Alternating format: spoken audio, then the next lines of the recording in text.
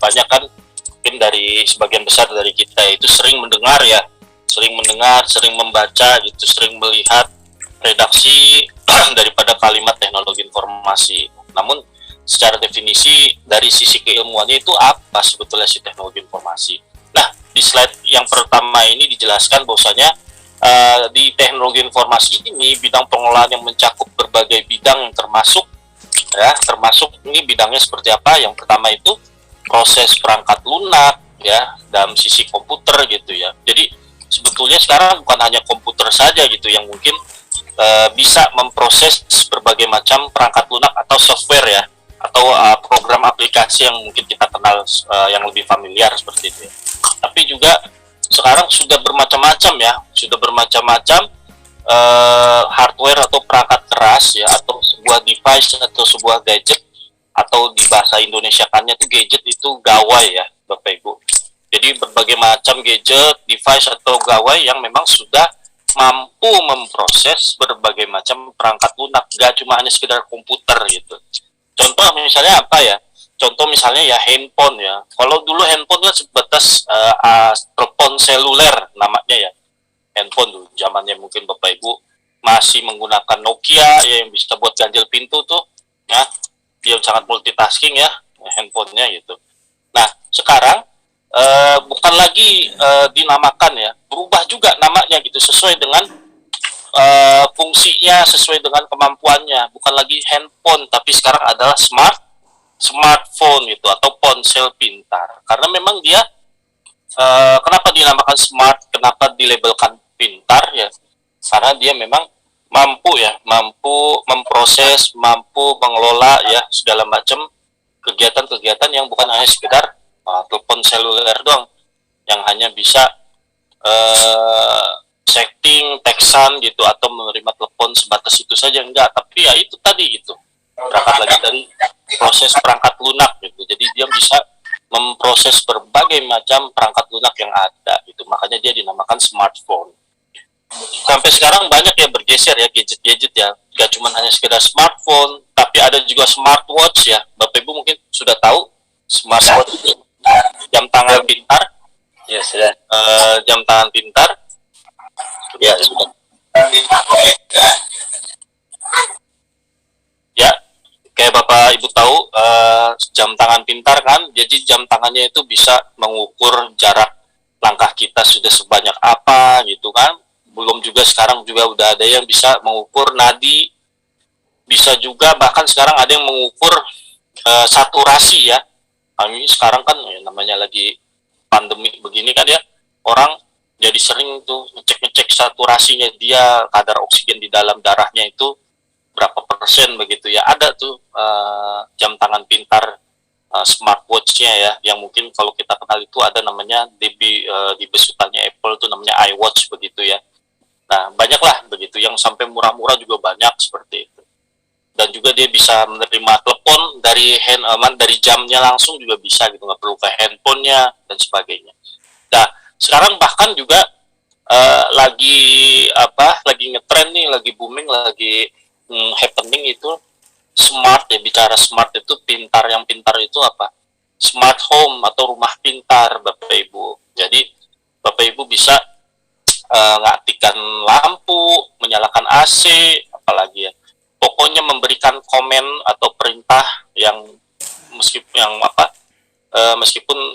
bisa dilakukan secara manual, tapi ini bisa secara otomatis, nyalakan lampu segala macam tanpa harus tanpa harus di rumah itu secara langsung begitu.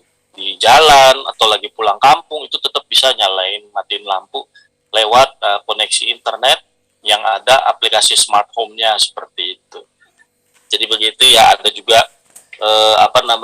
kamera CCTV gitu yang bisa memantau. Nah, semuanya udah smart kayak begitu. Nah, pada dasarnya mereka itu sebetulnya adalah komputer juga sih Bapak Ibu, karena memang dia ada prosesornya juga, ada central processing unitnya juga seperti itu. Cuman dalam kemasan yang berbeda gitu. Nggak cuma sekedar hanya kelihatannya kita mungkin tahunya ya ada laptop, ada PC gitu ya. Tapi mereka sebetulnya jatuhnya juga sudah sebagai komputer. Nah, lalu berikutnya ada sistem informasi. Nah, sistem informasi Jadi segala bentuk aplikasi ya, program aplikasi yang dikembangkan oleh berbagai macam vendor atau developer itu ujung-ujungnya dia itu ingin istilah bahasanya ingin mengejawantahkan ya sistem informasi yang ada gitu ke dalam sebuah program aplikasi. Nah, itu bagian dari salah satu definisi dari teknologi informasi yang ada. Dan yang ketiga otomatis ya perangkat kerasnya nih. Perangkat kerasnya kalau kita bicara komputer atau laptop atau PC ya, ada keyboard, ada monitor, touchscreen dan sebagainya, ada scanner, ada mic juga. Saya akan menggunakan mic misalnya di handphone itu juga ada sebetulnya mic-nya kecil gitu, mikrofonnya yang menangkap suara kita gitu untuk disalurkan ke dalam si handphone tadi itu. Lalu ada kamera digitalnya juga gitu, bahkan perekam video, dan yang terakhir ada barcode reader gitu ya. Nah, dulu juga pernah ada tuh handphone yang masih ada infrarednya, infrared yang bisa digunakan untuk jadi remote TV atau remote AC begitu. Kalau nggak salah dulu ada tuh handphone si Xiaomi ya. Si Xiaomi itu masih ada tuh infrared ya, tapi sekarang udah nggak ada sih kayak begitu. Itu gambaran yang paling umum ya, yang paling general yang bisa Bapak Ibu mungkin ketahui bersama terkait dengan teknologi informasi yang ada, yang pada akhirnya sudah kita gunakan sehari-hari gitu, atau bahkan ya orang sekarang sudah menggantungkan hidupnya ya Bapak Ibu sekalian gitu, mencari nafkah dan sebagainya menggunakan teknologi informasi. Oke, lanjut.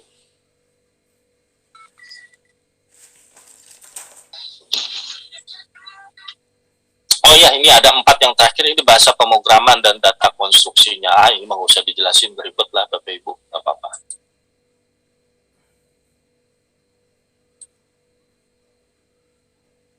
Nah, berikutnya ini teknologi informasi di sini ya saya bacakan, membantu manusia dalam apa?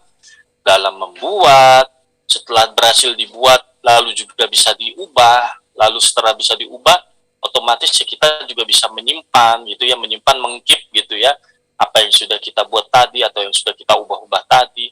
Dan juga pada akhirnya ya semua produk tadi itu yang sudah kita buat, sudah kita ubah, kita juga bisa menyimpannya gitu kan. Lalu kita mampu mengkomunikasikan dan menyebarkan gitu ya. Jadi kita bisa berbagi, to share kepada khalayak banyak segala macam tadi ya produknya, khususnya produk itu berupa informasi seperti itu. Mau bentuknya apapun juga bisa. Mau suara, mau visual, gambar gitu. Atau audio visual sekalipun, kolaborasi atau kombinasi dari si suara maupun si gambar dan sebagainya begitu. Jelas ya?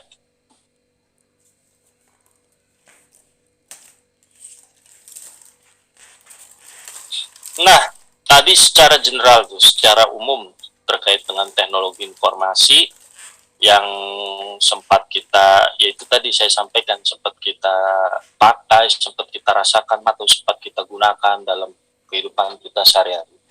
Nah, kita udah masuk ke area atau lini yang spesifik ya, itu yang yang sesuai dengan program studi Bapak Ibu jalani bersama, yaitu sistem informasi keperawatan. Nah, definisinya ini yang secara simpelnya saja, bahwasanya sistem informasi keperawatan itu apa?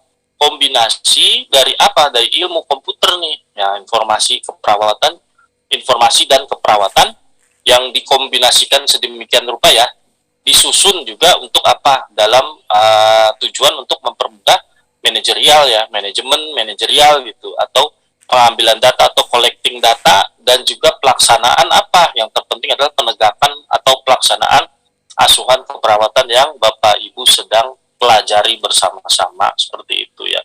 Jadi di sini ada yang spesial, yang membuat spesial dan membuat spesifik itu adalah pelaksanaan atau penegakan asuhan keperawatannya. Jadi sistem informasi keperawatan ini adalah sistem informasi yang mampu memberikan intervensi dalam pelaksanaan atau penegakan asuhan keperawatan. Jelas ya, Bapak Ibu?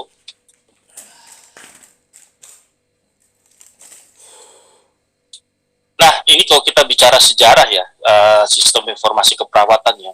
Nah, upaya atau usaha pertama dalam menggunakan komputer ya oleh tenaga keperawatan terjadi ternyata pada akhir tahun sekitar 1960-an gitu ya, dan awal 70-an gitu. Jadi akhir 60-an ke 70-an ya, dekade-dekade searea itu penggunaannya mencakup apa Bapak Ibu. Nah, di sini akan nanti saya coba ini juga ya, berikan materi terkait dengan pendokumentasian keperawatan gitu ya. Dokep gitu ya, atau dokumentasi keperawatan.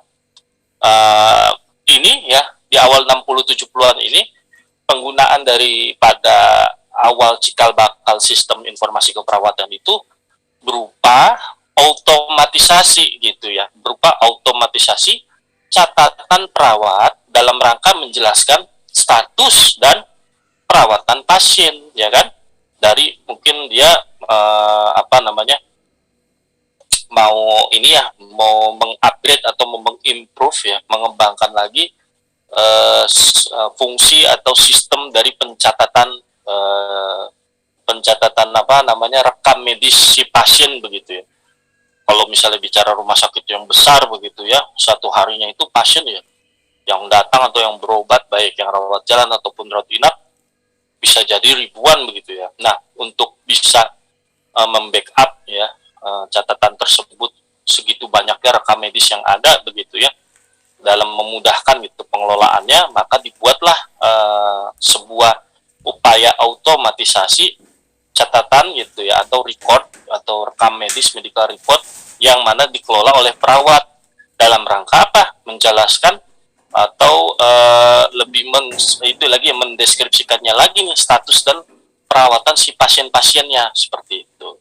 Lalu apa hasil dari pencatatan itu tadi, ya kan, tanpa perlu banyak intervensi dari sumber daya manusia yang ada ya, secara konvensional itu bisa terwujud itu atau terlaksana gitu. Ditambah lagi ini penyimpanan gitu ya, soal inventory atau inventarisasinya gitu, penyimpanannya daripada hasil sensus dan gambaran staf keperawatan. Untuk apa? Untuk menganalisa kecenderungan. Kecenderungan maksudnya apa sih Bapak Ibu? Untuk menganalisa kecenderungan masa depan staf, maksudnya itu supaya pada akhirnya ini setiap periode secara berkala ya, performa atau performance daripada si staf keperawatan itu sendiri di semua lini yang ada, misalnya di suatu institusi kesehatan, misalnya rumah sakit, itu akan selalu dianalisa, akan selalu dimonitoring, dan pada akhirnya akan selalu dievaluasi begitu. Nah, itu bagian daripada kecenderungan di masa depan. Jadi pada hakikatnya kecenderungan masa depan itu tadi adalah upaya juga ini baik oleh si pihak misalnya rumah sakit untuk selalu mengimprove ya, selalu mengimprove atau mengupgrade performa daripada SDM atau tenaga-tenaga kesehatan yang ada, khususnya perawat, seperti itu. Nah, itu yang pertama tuh. Lalu berikutnya ya, mulai pada pertengahan tahun 70-an, perawat ini mulai menerapkan sistem informasi manajemen keperawatan. Oke, dari tahun akhir 60-an sampai dengan awal tahun 70-an itu mulai diberlakukan. Lalu pada pertengahannya, pada akhirnya kan udah mulai matang tuh ya, trial error, fit and proper test dan segala macamnya. Akhirnya di medio pertengahan di tahun 70-an ya, mungkin tahun 75, 6, 7 dan sebagainya gitu ya. Itu perawat di khususnya ini sebetulnya terjadi di Amerika Serikat sana ya. Jadi di negara barat atau di Amerika sana sudah mulai menerapkan sistem informasi manajemen keperawatan yang baku gitu ya, seperti itu. Dan yang terakhir pada akhir tahun 80-an, di sini mungkin Bapak Ibu sekalian kalau pernah tahu ya, bahwasanya komputer itu sudah mulai ditemukan ya. Dulu ada yang namanya iMac dan segala macam yang dibesut oleh perusahaan Apple gitu ya. Lalu ada IBM, ya, IBM itu atau IBM perusahaan Microsoft ya, si Bill Gates itu yang pertama kali menemukan sistem operasi Windows yang kita sekarang sering pakai gitu Bapak Ibu. Itu mulailah dipakai ya komputer-komputer tadi itu, komputer-komputer rumahan tadi yang bisa juga dipakai di perkantoran. Itu istilahnya sistem mikrokomputer gitu, sistem mikrokomputer yang bisa membackup gitu ya sistem informasi keperawatan yang ada di rumah sakit atau instansi kesehatan yang lainnya seperti itu.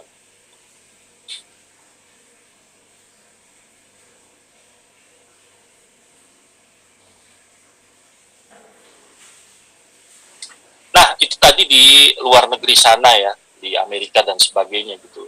Lalu bagaimana di Indonesia, Bapak Ibu? Nah, sejarah sistem informasi keperawatan di Indonesia sendiri ternyata ya sampai mungkin detik ini ya masih bisa dinyatakan lah atau bisa diklaim masih minim penerapannya begitu ya. Nah, meskipun ya ada sih instansi rumah sakit yang sudah besar yang memang cukup bonafit dan sebagainya itu sudah mulai memodernisasi segala macam sistem yang ada termasuk sistem keperawatannya ya. Nah, tapi di sini dijelaskan bahwasanya pendokumentasian keperawatan umumnya masih menggunakan pendokumentasian tertulis. Nah, ada ini korelasinya yang mau saya tanyakan dengan keterlibatan Bapak Ibu sekalian kemarin di lahan ya atau di praktek secara aktif di lapangan. Apakah Bapak Ibu kemarin sempatlah ke rumah sakit gitu? Yang pasti sempat ya ke rumah sakit ya. Nah, Bapak Ibu pernah nggak gitu ya notice gitu memotret pendokumentasiannya yang ada di rumah sakit tempat Bapak Ibu praktek lahan? Apakah masih konvensional, masih manual, atau yang sudah menggunakan komputer gitu ya, input datanya di situ gitu. Gimana Bapak Ibu? Masih manual. Manual ya. Status. Di mana tuh Bapak rumah sakit ada? Di rumah sakit mana Pak? Semuanya yang sudah pernah kita masukin masih manual. Masih manual ya, masih tulis di paper ya, di kertas ya. Oke, berarti memang klaim ini ya masih berlaku ya, klaim bahwasanya masih minim penerapan terkait dengan pendokumentasian keperawatan ya, seperti itu. Terima kasih Pak atas infonya. Lalu berikutnya yang kedua, pemerintah Indonesia sebetulnya sudah memiliki visi ya, visi ke depan terkait dengan penerapan sistem informasi kesehatan nasional. Dicanangkan itu tahun 2001 bahkan, yang mana dulu masih bunyinya lembaganya masih Departemen Kesehatan atau Depkes gitu ya. Jadi di tahun 2001 visi si Depkes ini ya, atau sekarang udah menjadi Kemenkes ya, Kementerian Kesehatan gitu ya. Di tahun 2001 ini Depkes ya mencanangkan visinya di tahun 2010 dengan slogan atau dengan tagline-nya Reliable Health Information 2010 gitu ya. Jadi reliable health information gitu, informasi kesehatan yang reliable gitu, yang bisa diandalkan gitu, yang relevan, seperti itulah istilahnya kalau dalam bahasa Indonesia. Di tahun 2010 untuk tahun 2000 di tahun 2001 untuk tahun 2010. Jadi visi 9 tahun ke depannya atau ya 10 tahun ke depannya lah mau kita buletin gitu. Itu ada visinya pemerintah terkait dengan implementasi sistem informasi kesehatan nasional ya Bapak Ibu. Lalu berikutnya yang ketiga ini ternyata pada perencanaannya Bapak Ibu sekalian, sistem informasi kesehatan ini rencana ya, mudah-mudahan ya, bukan hanya sekedar rencana tinggal rencana ya, itu akan dibangun gitu ya, akan dibangun di rumah sakit dulu gitu. Jadi alurnya ya, fondasinya itu dibangun di rumah sakitnya dulu gitu ya, di instansi kesehatannya dulu, baru kemudian dia breakdown gitu ya ke masyarakat gitu, menyentuh ke masyarakat. Tetapi ya lagi-lagi pelaksanaannya belum optimal begitu ya. Contoh yang memang saat ini sedang kita rasakan, baik itu manfaatnya maupun kontroversinya lah ya, itu kan ada namanya BPJS ya. BPJS itu asuransi kesehatan gitu yang dari pemerintah yang wajib diikuti oleh semua masyarakat yang ada gitu, yang terdaftar gitu. Yaitu adalah bagian dari sistem informasi juga BPJS. Jadi mungkin kalau Bapak Ibu pernah iseng, pernah kepo gitu ya, ada tuh aplikasi BPJS tuh di Play Store, handphone Bapak Ibu tuh cari aja tuh aplikasi BPJS, di download, Bapak Ibu lalu masukkan nomor BPJS Bapak Ibu sekalian, daftarkan di dalam aplikasi tersebut. Nah, nanti akan ada data yang muncul di aplikasi tersebut. Minimal data track record ya, track record Bapak Ibu pernah menggunakan BPJS untuk berobat begitu. Jadi nomor rekam medis Bapak Ibu juga ada gitu. Terus histori sejarah dokter record Bapak Ibu pernah berobat juga ada, segala macam, ketemu sama siapa segala macam begitu. Nah, itu salah satu implementasi sistem informasi yang memang sudah nyampe juga ke masyarakat. Contohnya kita tadi itu. Bahkan ada beberapa rumah sakit yang memang sudah melansir program aplikasinya sendiri itu secara mandiri itu. Contoh misalnya saya kemarin ke rumah sakit Mitra Keluarga di Kemayoran, itu udah ada aplikasinya. Jadi kalau saya mau membooking gitu atau saya mau membuat janji dengan dokter entah itu yang umum ataupun spesialis ya, ini non BPJS ya, saya bisa langsung lewat aplikasi yang memang dilansir oleh si rumah sakit tersebut untuk mendaftarkan diri saya ketemu dengan dokter tersebut gitu. Jadi nggak perlu lagi datang ke sana, ambil nomor antrian, daftarkan diri segala macam gitu, nunggu dokter enggak. Jadi lewat aplikasi itu aja di rumah, data kita sudah terdaftar sebagai pasien di sana, itu udah kita atur jadwalnya sesuai dengan jadwal si dokter. Udah kita dapat langsung nomor antrian dan tinggal langsung datang ke rumah sakit aja gitu kan. Tinggal nunggu dipanggil oleh perawatnya atau susternya untuk menemui si dokter. Seperti itu yang bisa saya berikan contoh ya, yang sesimpel itulah gitu. Soal perencanaan atau penerapan sistem informasi yang fondasinya dibangun di rumah sakit lalu kemudian ke masyarakat. Seperti itu kira-kira Bapak Ibu. Lanjut. Nah, ini adalah manfaat ya daripada teknologi informasi keperawatan. Nah, di sini dijelaskan bahwasanya seorang perawat harus mampu melaksanakan asuhan keperawatan sesuai standar. Oke, itu mah udah ini ya, udah no debat lah istilahnya. Seorang perawat harus mampu melaksanakan asuhan keperawatan sesuai standar. Yaitu apa? Itu dari mulai pengkajian ya. Jadi Bapak Ibu sekalian mengkaji nih kondisi pasien seperti apa. Lalu juga setelah dikaji, dilaksanakan juga, ditegakkannya juga evaluasi, ya kan? Setelah dikaji, mungkin ditegakkannya juga asuhan keperawatan, lalu dievaluasi lagi. Nah, pada akhirnya kita monitoring itu kondisi si pasien itu sampai kesembuhannya dia, begitu ya. Nah, di sini ada yang perlu kita garis bawahi bersama. Bahwasanya apa? Yang sangat penting adalah disertai dengan sistem pendokumentasian yang baik. Nah, ini Bapak Ibu itu nggak boleh lepas nih. Justru ini yang paling terpenting ya. Kita sudah mengkaji, kita sudah menegakkan asuhan keperawatan, lalu dievaluasi si pasien tersebut. Nah, dokumentasinya, ya dokumentasi pengkajiannya, penegakannya, evaluasinya itu harus benar-benar dilakukan dengan cara yang baik dan optimal. Gitu. Nah, disinilah peran daripada IT keperawatan atau TI keperawatan ini berjalan atau berlangsung. Perannya tuh di sini. Sistem pendokumentasian yang baik gitu ya. Gitu. Kita lanjut.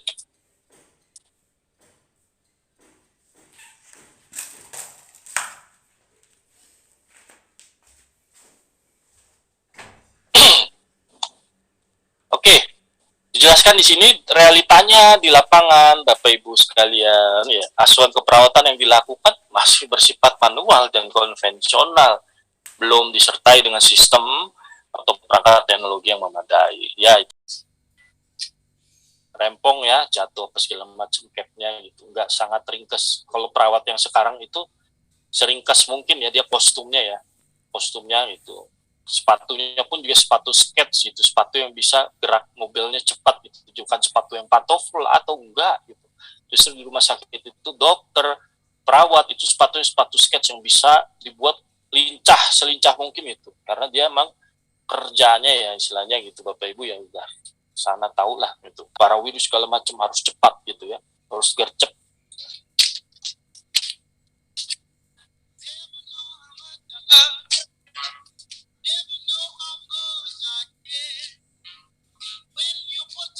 Ini dilebay-lebayin ya, gitu.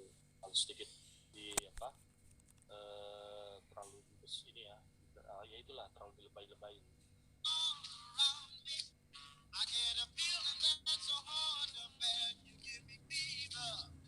Nah, dia menemukan kondisi di mana si pasien ini ceritanya sedang mengalami murmur ya. Lalu dia dalam hati dia berpikir bahwasanya ya I'll need to find his doctor, berarti dia menemui si dokter pasien ini gitu karena dia sedang mengalami kondisi murmur.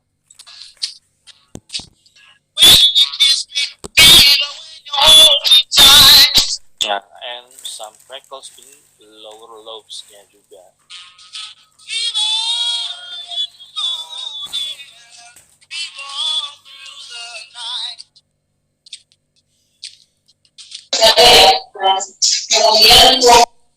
Oke, dia sedang mengecek komposisi daripada cairan infus yang diberikan ya kepada si pasien. Di sini dia captionnya what gitu, apa gitu. Lagi-lagi ada sebuah ini ya, ada sebuah reaksi yang heran gitu ya. Apa dia what 0,45% NS with ya begitulah komposisinya per 250 mili per jam begitu. Dia heran itu. Kayaknya ada yang miss nih, ada yang tidak sama, ada yang tidak cocok. Dia berkali-kali ngelihat laporannya, lalu ngelihat cairan infusnya.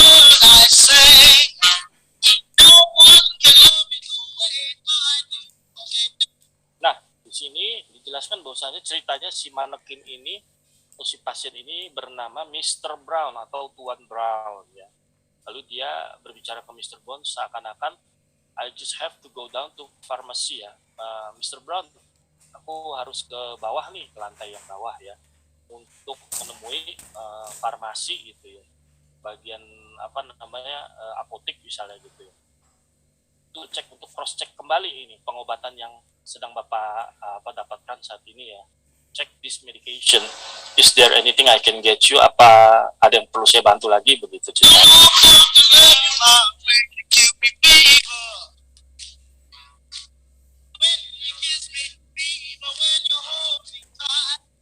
Oke, Bapak Ibu, lihat di situ ada cap waktunya lagi. Tadi jam 9.55, sekarang jam 10.15. Durasi yang sudah berlalu berapa lama itu Bapak Ibu?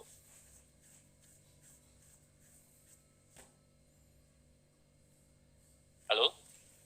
20 menit, Pak. Berapa? 20 menit. 20 menit ya. Oke. Dia melakukan assessment, melakukan penilaian, melakukan evaluasi, ya kan? Si pasien yang bernama Mr. Brown ini dari jam 9.55, dari pukul 9.55 sampai dengan pukul 10.15, berarti sudah memakan waktu sekitar 20 menit. Ingat 20 menit ya Bapak Ibu ya. Lanjut.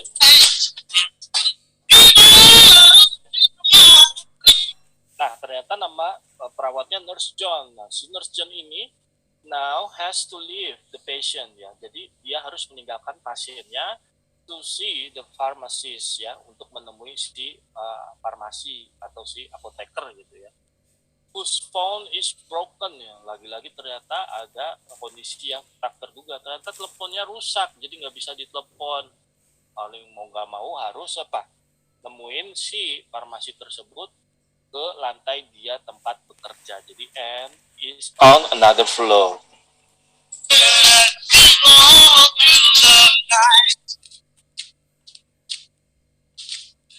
Nah, ini dia sampai tuh ke farmasinya tuh, sampai ke apotekernya misalnya ya.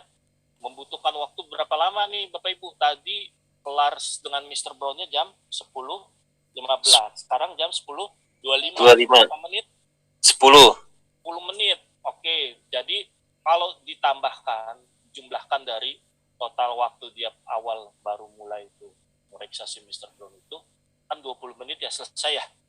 20 menit selesai. Ditambah dia harus turun ke lantai yang paling bawah atau lantai di bawahnya.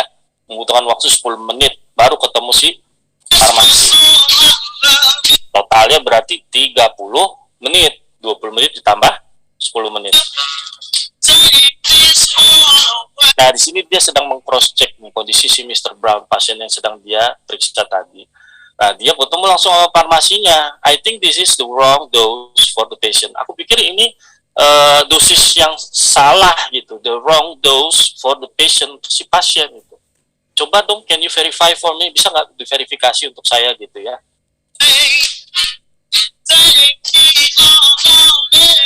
Sure, let me check on that.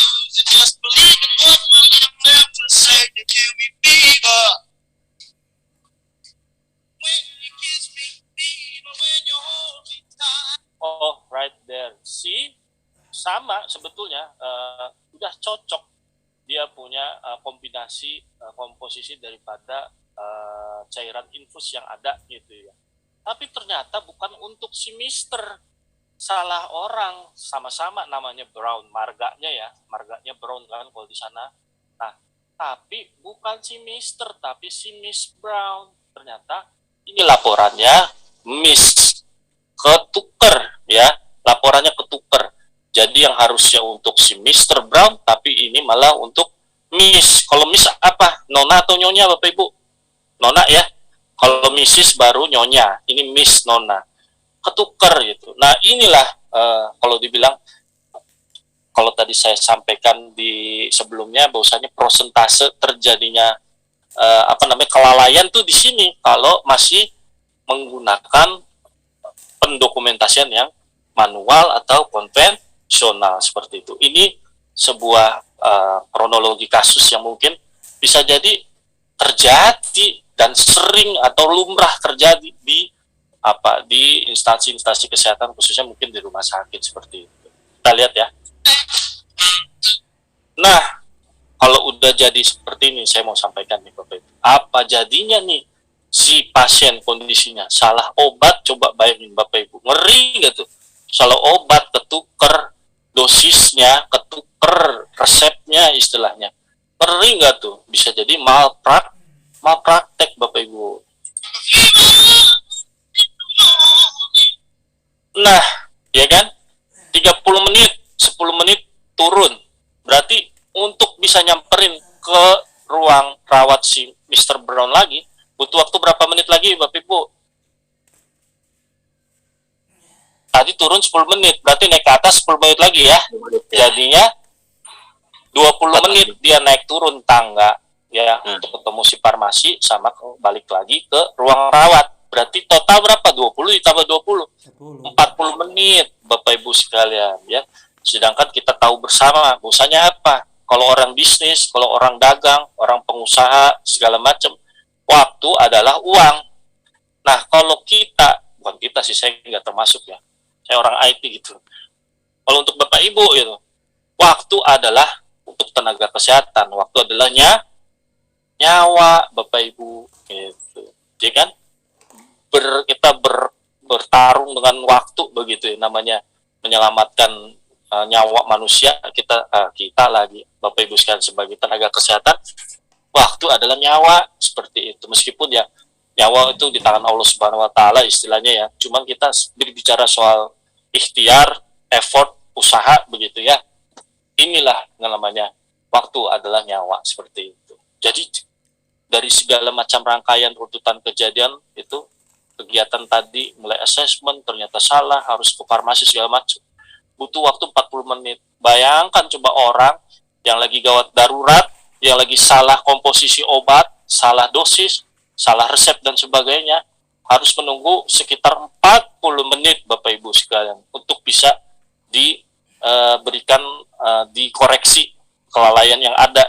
Gimana nggak kejut-kejut itu orang, udah nggak ada kali, sampai di atas ruang rawat lah, nih orang tahu udah meninggal begitu. Bisa jadi kan si Nusron itu tadi, si Suster John ya begitu. Nah itulah gambaran yang mungkin didramatisir ya, dihiperbolakan begitu Bapak Ibu sekalian, yang pre-integrated technology nursing gitu ya, atau computer nursing tadi. Nah sekarang ada pembandingnya nih Bapak Ibu, ada adegan pembanding yang sudah terintegrasi oleh komputerisasi keperawatan. Kita lihat adegannya Bapak Ibu. Tadi ingat ya, 40 menit Bapak Ibu. Sekarang kita lihat. Nah, sekarang nurse of the future ini, perawat masa depan istilahnya, atau di masa kini lah, the future is now gitu, masa depan adalah sekarang istilahnya.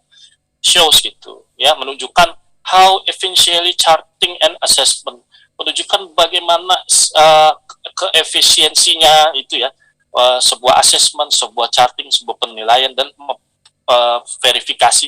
pemverifikasian pengobatan ya terhadap si pasien agar bisa tercapai semua, can be accomplished gitu ya, bisa tercapai.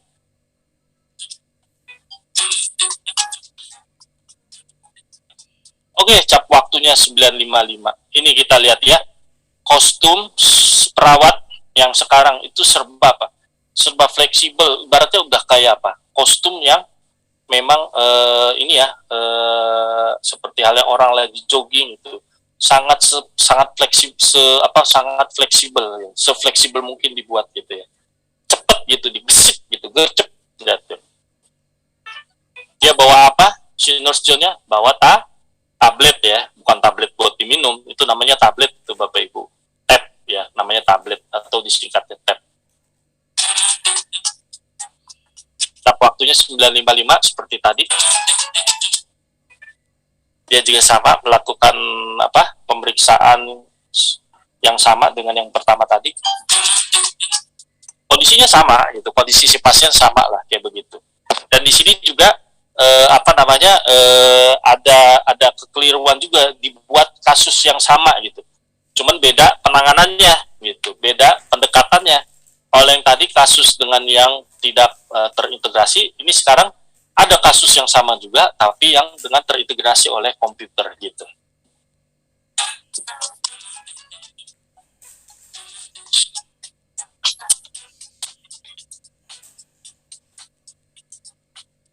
Lihat secepatan banget ya, begitulah seorang perawat. Sama dia kasusnya ada murmur juga, lalu juga crackles ya. Kalau tadi Bapak Ibu sempat ingat nggak? Dia kan bilang sempat ketemu murmur, sempat juga ada crackles dan segala macamnya. Dia cuma sekedar ngomong aja, I need to see his doctor gitu ya. Aku perlu ketemu sama dokternya. Tapi belum kejadian kan, baru niatan doang, baru punya kesimpulan, ayo saya harus ketemu dokternya. Tapi belum dieksekusi. Ini ketahuan ada murmur, ketahuan ada crackles, ya kan langsung juga dieksekusi dia. Eksekusinya apa? I'll just add that to the same text send terkirim. Jadi dia sudah mengirimkan pesan terkait dengan penemuan dia yang crackles dan si murmur tadi, langsung sudah dia berkirim pesan ke si dokter. Jadi si dokter bisa juga langsung ternotis ya. Si dokter langsung ternotis pesan dari si Nurse John bahwasanya pasiennya dia itu sedang mengalami murmur dan crackles gitu. Jadi kemungkinannya ya langsung bisa ditindaklanjuti oleh si dosen gitu, oleh si dokter begitu ya. Dan sudah tereksekusi. Ingat Bapak Ibu, sudah langsung tereksekusi, nggak cuma sekedar niat doang.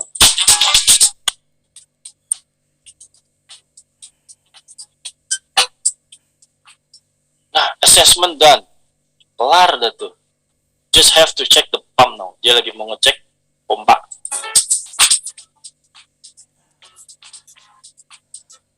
Jam berapa Bapak Ibu? Pukul berapa tuh? 9.56 gitu ya. Tadi dia membutuhkan waktu berapa tuh? Dari yang pertama ngecek sampai kelar. Butuh waktu 20 menit ya. Dari 9.55 sampai dengan 10.15. Ini dari 9.55 sampai 9.56. Jadi hanya butuh waktu 1 menit untuk menuntaskan segala macam keperluan yang ada tadi. 1 menit. Nah, kasusnya sama lagi. Kasusnya sama ya. Miss nih, soal komposisi dari cairan infusnya.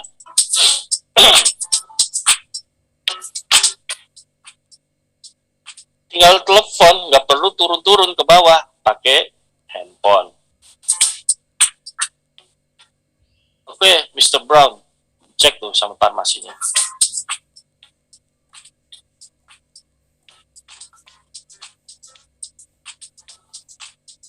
Nah, di cross check dah, dia punya komposisi atau ingredients-nya dari si cairan infus yang ada.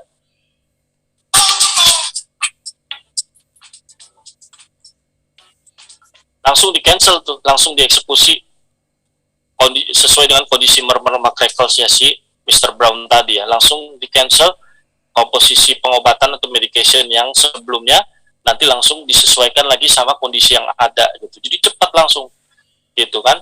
Looks like that order was supposed to be cancelled. Oh, I'll stop it now gitu kata si farmasinya gitu ya. Ya udah di cancel aja, aku akan stop dia gitu. Stop pengobatannya seperti itu. Terima kasih.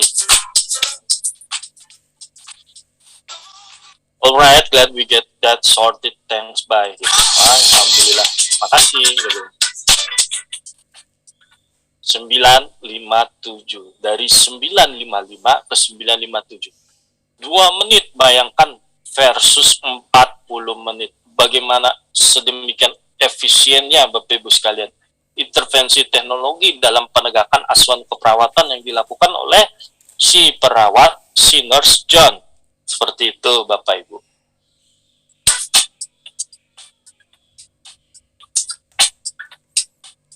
Everything is in order, you take care now. Masih napas tuh si Mr. John ya. Kalau tadi yang sebelum terintegrasi udah enggap kali. Udah keracunan obat yang salah. Kira-kira sebegitu Bapak Ibu sekalian. Ini ada chat ya. Oke. Lanjut ya. Kita balik lagi ke PowerPoint-nya.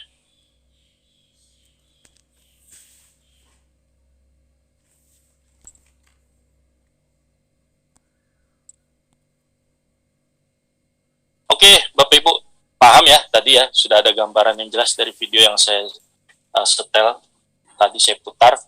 Jadi dengan adanya kemajuan teknologi informasi dan komunikasi, maka sangat dimungkinkan bagi perawat untuk memiliki sistem pendokumentasian asuhan keperawatan yang lebih baik dengan menggunakan sistem informasi manajemen.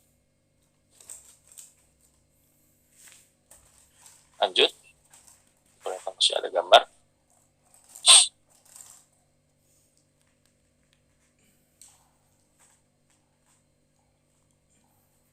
Dengan adanya kemajuan teknologi informasi dan komunikasi, ya, Bapak Ibu, ya ini tadi sama. Nah, fungsi sistem informasi keperawatan, ya, Bapak Ibu nih, fungsi ini yang simpel-simpel aja nih saya sampaikan. Yang pertama itu proses perawatan pasien. Ya kayak tadi tuh udah kita lihat bersama ya. Perawatan pasien kan tadi kan, nah itu kita udah bisa lihat tadi videonya. Yang kedua, manajemen bangsal, Bapak Ibu. Nah, menarik nih. Saya mau membahas soal manajemen bangsal. Apalagi dengan kondisi pandemi saat ini, yang mana memang membludak pasien gawat darurat COVID-19 kan. Pada akhirnya rumah sakit itu pada kedatangan pasien ya, yang dia sedang menderita sesak napas lah, apa segala macam gitu. Otomatis tingkat keterisian bed atau tempat tidur yang ada di dalam rumah sakit itu mendadak meningkat drastis Bapak Ibu sekalian ya. Manajemen bangsal. Nah, jadi bangsal ini pada akhirnya akan mengelola itu ya kuota daripada bed, daripada jumlah itu ya keterisian si kemampuan si rumah sakit dalam menerima pasien rawat inap Bapak Ibu sekalian.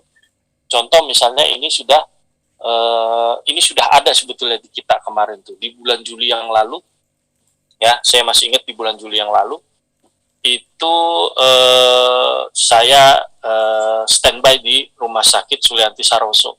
Ada kerabat yang COVID juga di sana. Saya juga standby di depan IGD-nya Rumah Sakit Sulianti Saroso ya, rumah sakit khusus infeksi ya, RSP itu di Sunter situ. Saya standby di sana.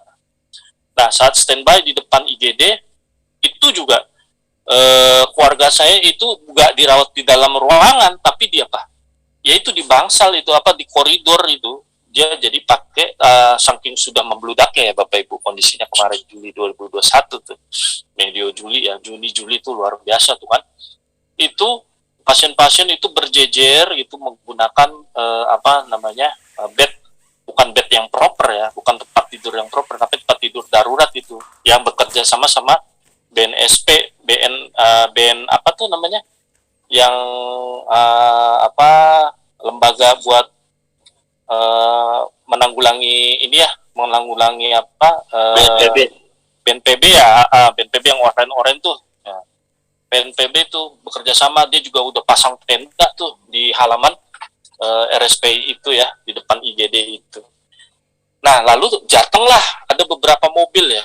Wah, itu udah warawiri lah, nggak ambulan lah, nggak apa namanya, mobil pribadi segala macam. Mereka datang, ketemu langsung sama SPGD-nya ya, rumah sakit situ, timnya.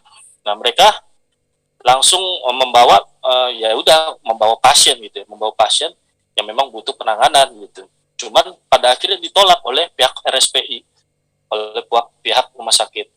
Nah, ditolak. Lalu mereka sebetulnya kenapa ujuk-ujuk mereka bisa datang ke RSPI gitu? Karena dia bermodalkan informasi dari aplikasi Jaki, kalau nggak salah ya. Ada kan aplikasi Jaki itu, Jakarta apa itu namanya.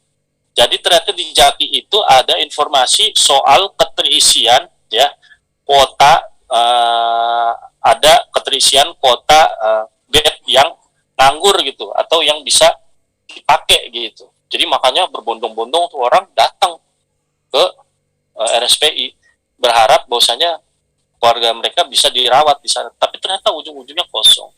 Nah, kayak begitu sebetulnya ada sistem informasi yang harusnya terintegrasi tuh antara data ya, data kuota yang ada secara real time di rumah sakit dengan si aplikasi Jaki ini. Jadi sebetulnya masyarakat tuh berharap gitu, informasi yang ada di Jaki soal apa, soal kuota apa namanya, keterisian tempat tidur atau bed rawat di rumah sakit itu benar-benar relevan gitu, tapi ternyata enggak gitu.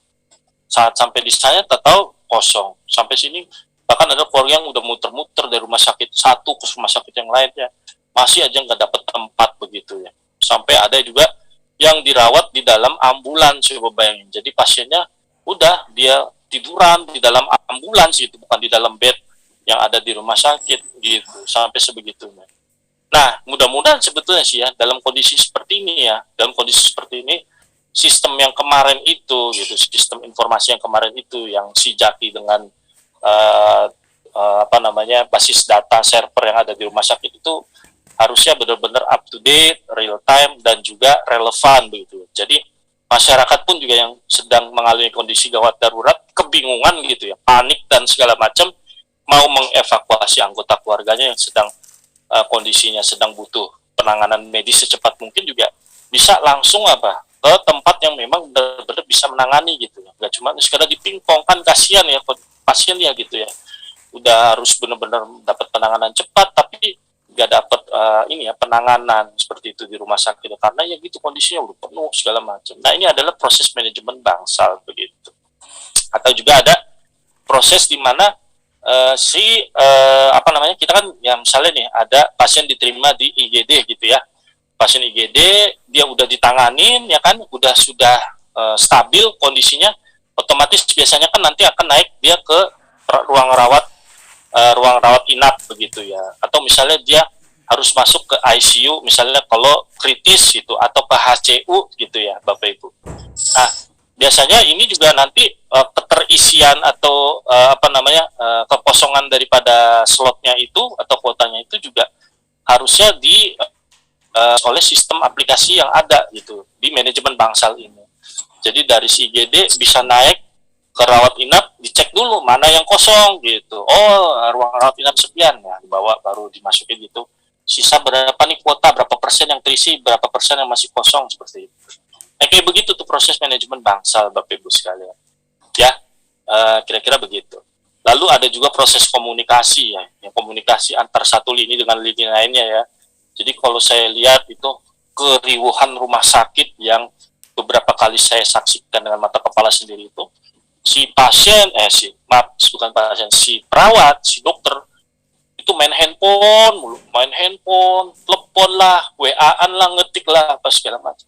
Ternyata mereka bukan main handphone sebatas handphonean atau medsosan gitu, atau main WA apa segala macam, tapi mereka kerja gitu, koordinasi segala macam lewat handphonenya seperti itu. Bahkan ada yang menggunakan HT ya, atau walkie talkie begitu. Cuman ya banyak sih yang pakai walkie talkie kebanyakan menggerakkan handphone. Makanya kenapa kalau di poli-poli ya, di poli rawat jalan segala macam itu, atau misalnya poli-poli yang memang banyak pasien datang itu, banyak itu perawat dan dokter yang menggunakan handphone. Jadi kita jangan sujon dulu tuh si perawat atau si dokter ngapain main handphonean, enggak, dia justru kerja koordinasi, berkomunikasi. Nah, dan yang terakhir, yang keempat itu adalah proses pendidikan dan penelitian. Proses pendidikan seperti apa ya? Ini kita lagi sedang proses pendidikan ya, Bapak Ibu sebagai perawat, itu sedang melaksanakan proses pendidikan menggunakan Zoom gitu. Ini ada sistem informasi juga sebetulnya Zoom itu. Lalu misalnya penelitian ya, ada yang bagian di R&D ya, research and development ya, itu di bagian riset gitu ya, penelitian seperti itu. Nah, Bapak Ibu, ada manfaat, ada keuntungan. Kita lihat di keuntungannya apa.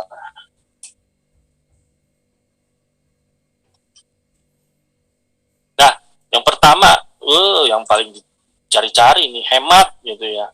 Jadi direksi si yayasan itu nggak boncos ya, hemat biaya ya kan, dari penggunaan kertas dan segala macam, itu dari hemat dari sisi finansial itu biaya. Lalu berikutnya yang jelas ruangan gitu, karena apa, nggak butuh nggak butuh tempat gitu ya buat gudang gitu ya, nggak perlu butuh gudang dan segala macam untuk nyimpan arsip ya. Datanya berupa soft copy, data kok tinggal beli hard disk yang lebih besar lagi aja, ibaratnya begitu kan, nambah kuota gitu, atau beli flash disk yang kuotanya lebih besar begitu ya. Nah, terus apa? Penyimpanan data pasien menjadi lebih lama gitu. Ya, jadi Bapak Ibu perlu diingat, kalau data arsip yang berupa kertas itu kan nanti bisa lepek, bisa hancur, bisa dimakan rayap dan sebagainya begitu kan. Jadi ada usianya. Nah, tapi kalau dengan berbasis data yang soft copy ya, soft copy itu yang digital itu, atau berupa bilangan biner ya, kalau kita mau lebih spesifik lagi, itu lebih lama gitu, selama data itu tersimpan di dalam device, perangkat penyimpanan, itu mah bisa diakses gitu ya kan. Bahkan misalnya kalau si dokter lagi ada di luar kota, ada misalnya di luar negeri, bahkan selama data itu bisa diakses lewat internet, si dokter tetap bisa mengakses data tersebut ya kan. Berikutnya, pendokumentasian keperawatan nih yang berbasis komputer, yang mana dirancang dengan baik, akan mendukung otonomi yang dapat dipertanggungjawabkan. Maksudnya apa mendukung otonomi yang bertanggungjawabkan? Jadi, data ini, gimana saya menjelaskannya? Oh ya, data ini itu pertanggungjawabannya itu jelas, otonominya gitu, kewenangannya itu jelas. Data ini siapa yang bertanggung jawab? Gitu. Jadi nggak bisa lempar-lemparan, kambing hitamkan orang istilahnya begitu.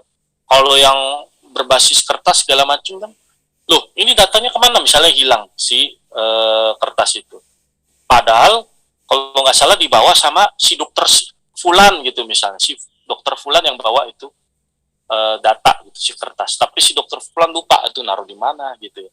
Tapi si dokter Fulan bisa ngeles tuh, itu masih ada kok di bagian arsip, ujung-ujungnya di bagian arsip lah bahkan loh, nggak salah udah di dokter Bulan deh, wah udah akhirnya sering debat satu sama lain, salah-salahan ya kan begitu. Nah, itu yang terjadi. Tapi kalau dengan pendokumentasian keperawatan ini yang berbasis komputer, yang mana dirancang dengan baik ya Bapak Ibu, dirancang dengan baik, itu akan mendukung otonomi yang dapat dipertanggungjawabkan. Jadi jelas gitu, misalnya si dokter itu data ada di dokter, udah kelihatan, ada lognya juga, ada kelihatan historinya, data itu diambil, digunakan oleh dokter. Lalu juga gampang dibuatkan backup, tinggal di copy paste. Jadi si dokter punya, bagian arsip punya, di keperawatan juga mungkin punya gitu. Jadi kalau hilang satu, masih ada tuh backup-backupan yang lain yang bisa kita cari gitu. Jadi kalau data yang hard copy kan, yang kertas mah satu rusak, satu hilang, udah. Kalau nggak sempat fotokopi, ya udah selesai itu barang, ya kan? Gitu kira-kira Bapak Ibu. Berikutnya, membantu dalam mencari informasi yang cepat, sehingga dapat membantu pengambilan keputusan yang cepat juga. Jadi saat si dokter mau sedang menegakkan diagnosanya dia, gitu, dia butuh data pendukung, ya kan? Sedangkan si pasien ini sedang dalam kondisi sekarat lah istilahnya begitu. Aduh, gue mau ngambil keputusan ini nih, ditindak begini nih, kata si dokter istilahnya gitu lah Bapak Ibu. Tapi apa? Dia butuh data pendukung si dokter. Aduh, gue kalau mau ngambil keputusan ini, harus diperkuat nih sama data begini nih, gitu. Ya kan? Sedangkan data pendukung yang dia butuhkan si dokter nih, kalau yang lama gitu, yang versi konvensional itu kudu dicari dulu, diarsip, diinventaris gitu kan. Dia ngerunut dulu. Mending kalau ruangan arsipnya besar, kecil. Ini mau besar segala macam kan, harus manjat-manjat dulu kayak perpustakaan begitu tinggi dia punya kabinet arsipnya, ibaratnya begitu. Makan waktu yang lama kayak tadi itu, yang 40 menit versus 2 menit gitu kan. Nah, si pasien yang sedang ditangani udah keburu kejet-kejet Bapak Ibu, ya kan? Nah, ini kalau ini informasi udah tinggal buka komputer, buka aplikasinya, ketik di kolom search-nya, data apa dok kamu butuh? Data ini, diketiknya, tok. Ini dok, data keluar gitu. Langsung si dokter melihat datanya, data pendukungnya juga langsung dikombinasikan. Oh ya, oke, si pasien kita giniin, gitu. Cepet ya. Jadi cepat dalam hal membantu pengambilan keputusan yang tepat, begitu kira-kira Bapak Ibu. Nah, yang terakhir, otomatis dari semua rangkaian yang ada tadi, endingnya adalah meningkatkan produktivitas kerja, begitu.